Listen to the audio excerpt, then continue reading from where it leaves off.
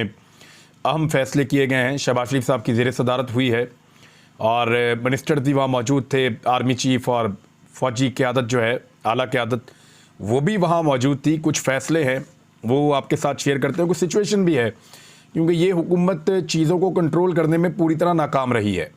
हुकूमत देखती है एस्टेब्लिशमेंट की तरफ के एस्टेब्लिशमेंट अब इन मामलात को चलाए, और एस्टेब्लिशमेंट अब जान छुड़ाती है कि ये खुद ही इस मुल्क को चलाने के काबिल हों और चला दें, लेकिन जो लोग आ गए हैं ये भानमती का कुंभा पाकिस्तान को नहीं संभाल सकता। लेकिन पहले इमरान खान साहब से सारे क्यों डरते हैं, क्यों भाग रहे हैं, मैं आपको सिर्फ एक वीडियो दिखाता हूं छोटी सी।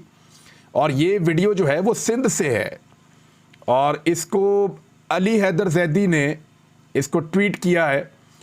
और ये सिंध का इलाका नवाबशाह, ये वहाँ की एक वीडियो है। ज़रा इसको देखें आप। ऐसे लग रहा है ना जैसे मुफ्त लोग खाना लेने आए हैं, या कोई आटे की लाइन लगी हुई है, या कुछ बांटा जा रहा है। तो ऐसा कुछ नहीं है। ये लोग अपने आईडी कार्ड्स लेकर आए हैं और पाकिस्तान तहरीक-ए-इंसाफ में शमूलियत करना चाहते हैं, पाकिस्तान तहरीक-ए-इंसाफ का हिस्सा बनना चाहते हैं। ऐसा कभी नहीं हुआ। लोग घरों में जाते हैं और घरों में जाकर कोशिश करते हैं कि लोगों को अपनी पार्टी का हिस्सा बनाएं, उनके घरों में जाकर। और यहाँ पे जो पाकिस्तान तहरीक-ए-इंसाफ का कैंप लगा हुआ है, वहाँ पे ख़वातीनो हज़रात, किस तरीके से बुज़ुर्ग लोग, नौजवान किस तरह धक्के खा रहे हैं, और एक जम्बे गफ़ीर है। इस तरह तो लोग पॉलिटिकल पार्टीज़ में शमूलियत नहीं करते। तो ये है पाकिस्तान तहरीक-ए-इंसाफ और सिंध नवाबशाह। अब आप अंदाज़ा कीजिए कि क्यों सारे के सारे इंतखाबात से भाग रहे हैं। ये वो मनाजिर हैं जो सबको इंतखाबात से भागने पर मजबूर कर रहे हैं। जो कमेटी के अंदर जो एक नेशनल सिक्योरिटी कमेटी जो बैठी और वहाँ जो मीटिंग हुई, उसके ऊपर जो फैसले किए गए, उसकी कुछ चीज़ें मैं आपके सामने रखता हूँ। आपको भी ज़रा थोड़ी हैरत होगी कि जो बड़े अहम फैसले सामने हैं उनमें एक तो यह है कि सोशल मीडिया के ऊपर अब कार्रवाइयाँ की जाएंगी, और ये जो कार्रवाइयाँ की जाएंगी इसके लिए इदारों को कह दिया गया है। यानी मईशत को निशाना बनाने वाले सोशल मीडिया अकाउंट्स के खिलाफ कार्रवाई की जाएगी। हैरत है वैसे मुझे। और उसमें एक टिक्कर मैं ये पढ़ रहा था, और जो उसके अंदर से ज़राए से खबर निकली वो ये भी है कि मुल्क की बदनामी का बाइस बनने वाले अनासर को भी टाइट किया जाएगा सोशल मीडिया पे। यानी जो लोग मुल्क की बदनामी का बाइस बन रहे हैं उनके खिलाफ कार्रवाई की जाएगी। नॉर्मली कैसे लोगों से इनको शिकवा है?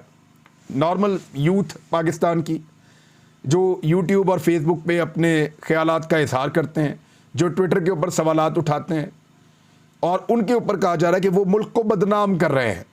यानी मुल्क की बदनामी पाकिस्तान की यूथ, पाकिस्तान के आम लोग, पाकिस्तान के वो लोग जो कहते हैं इलेक्शन कराओ, पाकिस्तान के वो लोग जो कहते हैं कि 2 नंबरी बंद करो, वो लोग जो कहते हैं महंगाई और बेरोजगारी तुमने बढ़ा दी है, उन लोगों को उठाकर अब टाइट किया जाएगा, उनके खिलाफ कानूनी कार्रवाइयां की जाएंगी। इस किस्म के फैसले किए गए हैं। लेकिन सवालात उठाने से मुल्क की बदनामी होती है, और रजीम चेंज ऑपरेशन करते वक्त मुल्क की बदनामी नहीं होती। कपड़े उतार कर लोगों का तशद्दुद करते वक्त मुल्क की बदनामी नहीं होती। इंसानी हकूक़ की खिलाफ वर्जियाँ ओपनली करते वक्त मुल्क की बदनामी नहीं होती। चादर और चार दीवारी का तकद्दुस पामाल करते हुए मुल्क की बदनामी नहीं होती। ख़वातीन और बच्चों के ऊपर तशद्दुद करने से और बाकायदा उनके ऊपर आंसू गैस फेंकने से, उनके घरों में घुसकर उनके बेडरूम्स तक जाकर उनको हरासा करने से मुल्क की बदनामी नहीं होती। एक सेनेटर, उसके ऊपर 50 के करीब मुकदमे कर दिए, और कभी इस सूबे में कभी उस सूबे में उसको भगाया जा रहा है, उससे मुल्क की बदनामी नहीं होती। उसकी और उसकी अहलिया की प्राइवेट वीडियो निकाल कर उसकी बेटी को भेज दी गई, इससे मुल्क की बदनामी नहीं होती। उसने रोते हुए प्रेस कॉन्फ्रेंस करके इंसाफ मांगा, उसको इंसाफ नहीं मिला, उससे मुल्क की बदनामी नहीं होती। उसामा बिन लादेन पर अमेरिका ने यहाँ पाकिस्तान के अंदर ऑपरेशन किया, उस वक्त के वज़ीर आज़म ने अमेरिका को मुबारकबाद दी, उससे मुल्क की बदनामी नहीं होती। मनी लॉन्ड्रिंग पाकिस्तान के सियासतदान करते हैं, उनके ऊपर केसेस बने हुए हैं, उससे मुल्क की बदनामी नहीं होती। खुद साख्ता तौर पर लोग जिला वतन हो जाते हैं, 4 हफ्ते की इजाज़त लेकर 3 साल से पाकिस्तान वापस नहीं आ रहे, और जिन मुल्कों के अंदर हैं वहाँ पे पाकिस्तानी रोज़ाना एहतजाज करते हैं, उससे मुल्क की बदनामी नहीं होती। साबिक वज़ीर आज़म पर गोलियाँ चल गई और वो अपना मुकदमा दर्ज नहीं करवा सका, उससे मुल्क की बदनामी नहीं होती।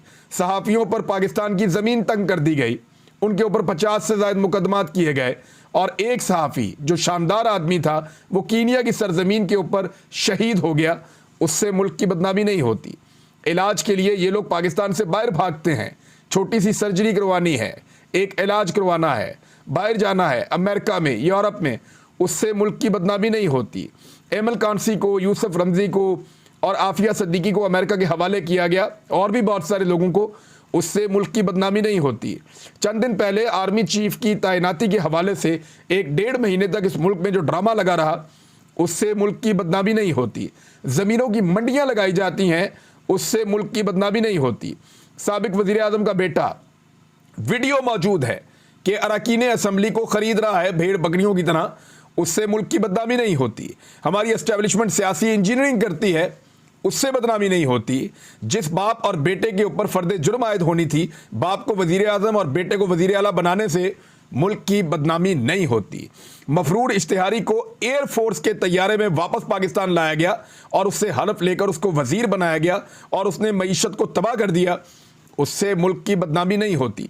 वज़ीर आज़म का मफरूर इश्तिहारी बेटा उसी दौरान, यानी मैं सलमान शहबाज की बात कर रहा हूं, अपने बाप के गैर मुल्की दौरों में VIP बनकर पूरी दुनिया की सैरें करता रहा, उससे बदनामी नहीं होती। यानी केसेस की इंक्वायरियां करने वाले अफसरान और उनसे जुड़े हुए किरदार, यानी एक एक करके चंद महीनों के अंदर सारे अल्लाह मियां के पास पहुंच गए, सबको हार्ट अटैक आ गया, उससे मुल्क की बदनामी नहीं होती। भारत से आने वाले तैयारे में हुकूमती शख्सियत, उसके रिश्तेदार और बहुत सारा सामान जो है वो एक अरब मुल्क में पहुंच गया, उससे मुल्क की बदनामी नहीं होती। पूरे मुल्क में दहशतगर्दी की एक नई लहर आई है, कुछ नहीं होता। वजीर दाखिला खुद कह रहे हैं कि पाकिस्तान का वफाकी दारुल हुकूमत बिल्कुल गैर महफूज है, कि यहाँ पे एक दिन की सियासी एक्टिविटी नहीं की जा सकती, बल्दियाती इंतखाबात नहीं करवाए जा सकते, तो इससे मुल्क की बदनामी नहीं होती। NRO 2 हासिल किया गया, इससे मुल्क की बदनामी नहीं होती। पाकिस्तान की तमाम इशराफिया ने अपने केस खत्म करवा दिए, उससे मुल्क की बदनामी नहीं होती। ओवरसीज पाकिस्तानियों के वोट का हक खत्म कर दिया गया, उससे मुल्क की बदनामी नहीं होती। अपने ही हमवतनों में से बहुत सारे लापता हैं, उससे कोई बदनामी नहीं होती। सारी दुनिया के सामने हमारे हुक्मरान और एस्टेब्लिशमेंट कशकोल लिए घूमते हैं, उससे मुल्क की बदनामी नहीं होती। सैलाब ज़दगान को मिलने वाली इमदाद तक खा गए, उनका ख्याल नहीं रखा, उनको बेयारो मददगार छोड़ दिया, उससे मुल्क की बदनामी नहीं होती। मैं सैकड़ों ऐसी मिसालें दे सकता हूं, सैकड़ों, जिनसे पाकिस्तान की बदनामी नहीं होती।